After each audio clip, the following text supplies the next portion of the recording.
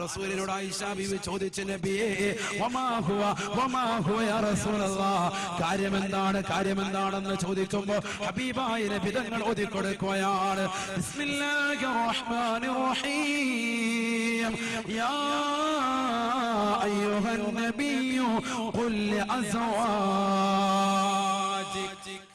യാ അയ്യുഹൻ നബിയ്യു ഖുൽ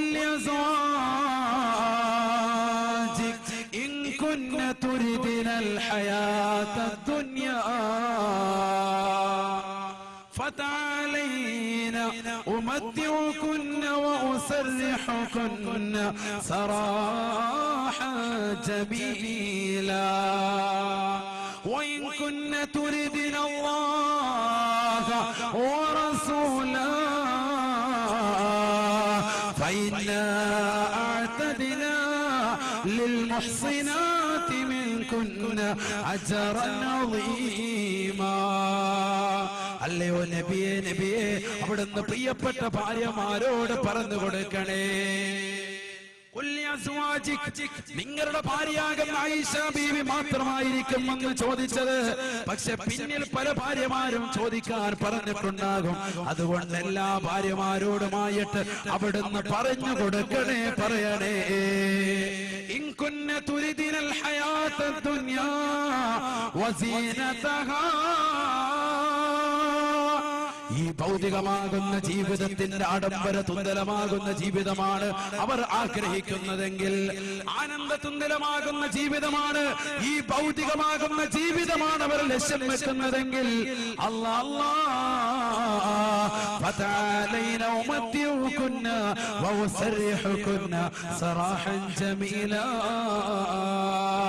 എന്നാൽ സുന്ദരമാകുന്ന ദുന്യവിയായ ജീവിതം അല്ലാഹു അവർക്ക് സമ്മാനിക്കുന്നതാണ്. وإن كن تريدن الله ورسوله, ഈ ലോകത്തിന്റെ സൃഷ്ടികർത്താവായ ജഗന്നിയന്താവായ പരിപാലകനായ സർവേശ്വരനായ സർവാധിപതിയായ സർവലോക സൃഷ്ടിപ്പിന് സംഹാരകർത്താവായ പടച്ചറബിനെയും അവന്റെ പ്രിയപ്പെട്ട പ്രവാചകനെയുമാണ് അവർ ലക്ഷ്യം വെക്കുന്നതെങ്കിൽ, ആ പ്രവാചകനോടുള്ള അനുരാഗമാണ് അവർ ലക്ഷ്യം വെക്കുന്നതെങ്കിൽ, ആ പ്രവാചകനോടുള്ള മഹബ്ബത്ത് മാത്രമാണ് അവർ ലക്ഷ്യം വെക്കുന്നതെങ്കിൽ, ഫഇന്നല്ലാഹ അഅദ്ദ ലിൽ മുഹ്സിനാതി മിൻകുന്ന അജ്റൻ അളീമാ.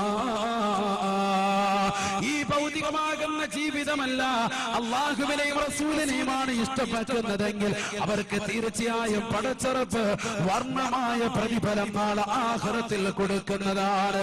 അഥവാ ദുന്യവിയായ ജീവിതമാണ് ലക്ഷ്യം വെക്കുന്നതെങ്കിൽ നിങ്ങളെ നാം നബിയിൽ നിന്ന് ഒഴിവാക്കി തരാം. അതാണ് പറഞ്ഞതിനർത്ഥം. ദുന്യവിയായ ജീവിതം ലക്ഷ്യം വെച്ചിട്ടാണ് അഹ്സാബ് യുദ്ധത്തിൽ കിട്ടിയതാകുന്ന ഗനീമത്ത് സ്വത്തുകൾ ആവശ്യപ്പെട്ടത് എങ്കിൽ റസൂലുള്ളാഹി നിങ്ങൾക്ക് ഒഴിവാക്കി തരാം. നിങ്ങൾ ദുന്യവിയായിട്ടുള്ളതോ, നിങ്ങൾ ദുന്യാവുമായിട്ട് പൊയ്ക്കോ, ഭാര്യമാരോട് പറയുക. അതുകൊണ്ടാണ് റസൂലുള്ളാഹി പറഞ്ഞത്, ആയിഷ നീ ഒറ്റയ്ക്ക് തീരുമാനം എടുത്ത് കളയണ്ട, നിന്റെ വാപ്പാടും ഉമ്മയോടും നീ ആലോചിക്കണം. ഇതൊരു നിസ്സാര വിഷയമല്ല. فقالت عائشة رضي الله تعالى عنها പറഞ്ഞു അത്രേ, യാ റസൂലല്ലാഹ്, ഹബീബായ നബി തങ്ങളെ, അഹ്സാബ് യുദ്ധത്തിൽ കിട്ടിയതാകുന്ന ഗനീമത്ത് സ്വത്തുക്കൾ, യുദ്ധാനന്തര മുതലുകൾ അല്പമെങ്കിലും ഞങ്ങൾക്ക് വേണമെന്ന് ആവശ്യപ്പെടാനുള്ള കാരണം ഹബീബായ നബി തങ്ങളെ ദുന്യവിനോടുള്ള താല്പര്യമല്ല. അവിടുന്ന് വിശുദ്ധ ഖുർആനിന്റെ കൽപ്പന എങ്ങനെയാണെങ്കിൽ, വാപ്പായോടും ഉമ്മയോടും ആലോചിച്ച് ഞാൻ നിൽക്കുന്നില്ല,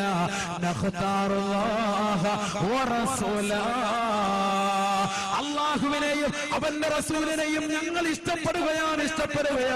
ഞങ്ങൾക്ക് ദുന്യാവ് വേണ്ട.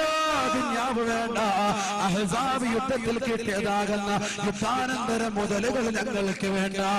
എന്റെ പ്രിയപ്പെട്ട ചുറ്റുമൂലയിലുള്ള സഹോദരങ്ങളോട് ഈ വിനീതൻ കരുനാഗപ്പള്ളിയിൽ ജോലിക്ക് വന്നത് മുതൽ എത്രയോ സഹോദരങ്ങളാണ് വന്നുകൊണ്ട് കരുന്ന് പറയുന്നത്, ഉസ്താദേ കച്ചവടമില്ല, ഉസ്താദേ ബിസിനസ് പ്രയാസമാണ്. പേടിക്കുന്ന സഹോദരങ്ങളെ, ഈ ദുനിയാവും മുഅ്മിനീങ്ങളുടെ ചെയ്യറയാണ്. ഈ ദുനിയാവിൽ നമുക്ക് പ്രയാസങ്ങൾ ഉണ്ടാകും, വിഷമങ്ങൾ ഉണ്ടാകും, നമ്പരങ്ങൾ ഉണ്ടാകും. പക്ഷേ നാളെ പാരത്രിക ലോകത്ത് ഹബീബായ നബി തങ്ങളോടൊപ്പം നമുക്ക് ഒരുമിക്കണോ ഈ ഉള്ളത് കൊണ്ട് തൃപ്തിപ്പെട്ടുള്ള ജീവിതം നയിക്കുമ്പോ റസൂലുള്ളാഹിയെ മറക്കാതെ ആ പ്രവാചകന്റെ തിരുസുന്നത്തുകളെ നമ്മൾ ജീവിതത്തിൽ കൊണ്ടുവരണേ. ഹബീബായ നബി തങ്ങളെ സ്നേഹിക്കാതെ ലോകത്ത് ഒരാളും കടന്നുപോയിട്ടില്ല. 1,23,999 പ്രവാചകന്മാരും ആ ഹബീബിനെ സ്നേഹിച്ചവരാണ്, ആ പ്രവാചകനെ ഇഷ്ടപ്പെട്ടവരാണ്. ആ പ്രവാചകന് അനുരാഗം വെക്കാത്ത ഒരു ഔലിയാക്കളുമല്ല. ബഹുമാനപ്പെട്ട ശൈഖുനാ തലവാ ഉസ്താദ്, ബഹുമാനപ്പെട്ട നമ്മുടെ റഈസുൽ മശ്ഹാബുദ്ദീൻ ഉസ്താദ്, ഈ നഗരത്തിൽ നിലകൊള്ളുന്ന യൂനുസ് ബിൻ ഉസ്താദ് അടക്കമുള്ള സാത്വികരാകുന്ന ഉലമാക്കൾ, ഇവിടെ വഅദ് പറഞ്ഞ ഉസ്താദുമാരും ഈ സന്യമാക്കിയ അലിമീങ്ങളും അവരെല്ലാവരും റസൂലുള്ളാഹിയെ പ്രിയം വെക്കുന്നവരാണ്. അതുകൊണ്ടാണ് അലിമീങ്ങള് മുദർരിസീങ്ങളൊക്കെ ഈ സദസ്സിൽ വന്നിരുന്നിട്ടുള്ളതും. അവരെല്ലാവരും റസൂലുള്ളാഹിയോടുള്ള മഹബ്ബത്താണ്. ഈ സദസ്സ് ഒരു രാഷ്ട്രീയ പ്രതിനിധാനം ചെയ്യുന്ന സദസ്സല്ല. ഈ സദസ്സ് ഒരിക്കലും ലോകത്തിന്റെ നായകന്റെ ജീവിതത്തിന്റെ മുഹൂർത്തങ്ങൾ ഹൃദയാന്തരങ്ങളിലേക്ക് ഒപ്പിയെടുക്കാനുള്ള സദസ്സാണ്, മജ്ലിസാണ്.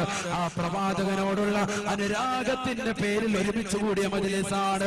ഒരു പരദൂഷണത്തിന്റെ മജ്ലിസല്ല, ഒരു ഗീബത്തിന്റെ മജ്ലിസല്ല, ഒരു ഏഷണിയുടെ മജ്ലിസല്ല. ഇത് ജനങ്ങളുടെ ഹൃദയാന്തരങ്ങളിലേക്ക് റസൂലുള്ളാഹിന്റെ മഹബ്ബത്ത് നിറയ്ക്കുന്ന മജ്ലിസാണ്. അറിയുമോ നിങ്ങൾക്ക് ബഹുമാനപ്പെട്ട ബിലാൽ ഇബ്നു റബാഹ് റളിയല്ലാഹു തആല അൻഹുവിനെ അറിയുമോ? ഹബീബായ നബി സല്ലല്ലാഹു അലൈഹി വസല്ലമ തങ്ങൾ ഈ ലോകത്ത് നിന്ന് വിട പറഞ്ഞപ്പോ പ്രവാചകനില്ലാത്ത മദീനയിൽ എനിക്കിനി കഴിയാൻ പറ്റൂല എന്ന് പറഞ്ഞുകൊണ്ട് തന്റെ പ്രിയപ്പെട്ടതാകുന്ന കൂട്ടുകാരനാകുന്ന അബൂബക്കർ സിദ്ദീഖ് തങ്ങളുടെ അടുക്കൽ, ഒന്നാമത്തെ ഖലീഫയായ അബൂബക്കർ സിദ്ദീഖ് തങ്ങളുടെ അടുക്കൽ വന്നുകൊണ്ട് ബിലാൽ ഇബ്നു റബാഹ് റളിയല്ലാഹു തആല അൻഹു പറഞ്ഞു, അത്രേ ഇന്നി ഉരീദു അൻ അദ്ഹബ ഇല ശാം, ഞാൻ ഷാമിലേക്ക് പോകാൻ ഇഷ്ടം വെക്കുകയാണ്, ഞാൻ ഷാമിലേക്ക് പോകാൻ പ്രിയം വെക്കുകയാണ്. എന്തേ കാരണമെന്നറിയുമോ? ലിഫഖദി റസൂലില്ലാഹ്, ഹബീബായ നബി തങ്ങളില്ലാത്ത ഈ മണ്ണിൽ എനിക്കിനി കഴിയാൻ പറ്റൂല. പ്രവാചകനില്ലാത്ത ഈ മണ്ണിൽ എനിക്കിനി മുന്നോട്ട് പോകാൻ പറ്റൂല. പ്രവാചകൻ ജമാഅത്തിന് ഇമാമ നിൽക്കാത്തതാകുന്ന കാലഘട്ടത്തോളം എനിക്കിനി ബാങ്ക് കൊടുക്കാൻ ഈ പാവപ്പെട്ട ബിലാലിന് കഴിയൂല എന്ന് പറഞ്ഞുകൊണ്ട് അബൂബക്കർ സിദ്ദീഖ് തങ്ങളുടെ അടുക്കൽ വന്നുകൊണ്ട് പൊട്ടിക്കരഞ്ഞുകൊണ്ട് മദീനയോട് സലാം പറഞ്ഞുകൊണ്ട് ബഹുമാനപ്പെട്ട ബിലാൽ ഇബ്നു റബാഹ് റളിയല്ലാഹു തആല അൻഹു ഷാമിലേക്ക് യാത്ര പോവുകയാണ്, ഷാമിലേക്ക് യാത്ര തിരിക്കുകയാണ്. വർഷങ്ങൾ കഴിഞ്ഞു പോയി. അതാ ബഹുമാനപ്പെട്ട ബിലാൽ ഇബ്നു റബാഹ് റളിയല്ലാഹു തആല അൻഹു പാതിരാത്രി സമയത്ത് സർവരും ഉറങ്ങിക്കിടക്കുന്ന വേളയിൽ നിദ്രയിൽ ഭവിച്ചുകൊണ്ടിരിക്കുമ്പോ സ്വപ്നത്തിൽ കാണുകയാണ് മുഹമ്മദുൻ മുഹമ്മദുൻ മുഹമ്മദുൻ മുഹമ്മദുൻ മുഹമ്മദുൻ മുഹമ്മദുൻ.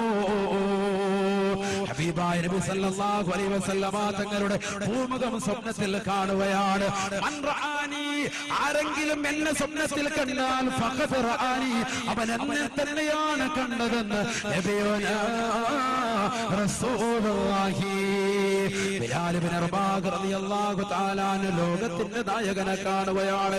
അതൊരു വല്ലാത്ത മുഹൂർത്തമാണ്. എന്റെ പ്രിയപ്പെട്ട സഹോദരങ്ങളോട്, എന്റെ കരളിന്റെ കഷ്ടങ്ങളാകുന്ന യുവാക്കളോട്, എന്നെ സ്നേഹിക്കുന്ന, ഞാൻ സ്നേഹിക്കുന്ന എന്റെ പ്രിയപ്പെട്ട കരുനാഗപ്പള്ളി ചെറുപ്പക്കാരോട്, എന്റെ പ്രിയപ്പെട്ട സഹോദരിമാരോട് എനിക്ക് ചോദിക്കാനുള്ളത്, നബി തങ്ങൾ നമ്മൾ ജീവിതത്തിൽ സ്വപ്നത്തിൽ കണ്ടിട്ടുണ്ടോ? ആ പ്രവാചകരെ കണ്ടവർ എത്രയെത്ര അലിമീങ്ങളാണ്.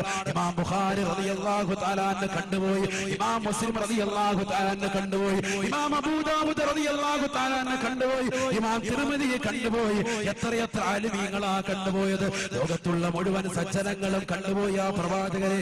പക്ഷെ നമുക്ക് കാണാനുള്ള കണ്ണില്ലാതായി പോയി. സിനിമയുടെ ലോകത്തേക്ക് കണ്ണു തിരിച്ചു വിട്ട മനുഷ്യര്, സീരിയലിന്റെ ലോകത്തേക്ക് ഇശാമഗ്രിബിന്റെ ഇടയിലുള്ള സമയങ്ങൾ കണ്ണു തിരിച്ചു വിട്ട പെങ്ങളെ, നിന്റെ മുന്നിലേക്ക് എങ്ങനെയാ റസൂലുള്ളാഹി കടന്നു വരിക? നിന്റെ മനസ്സിലേക്ക് എങ്ങനെയാ പ്രവാചകനോടുള്ള സ്നേഹം കടന്നു വരിക?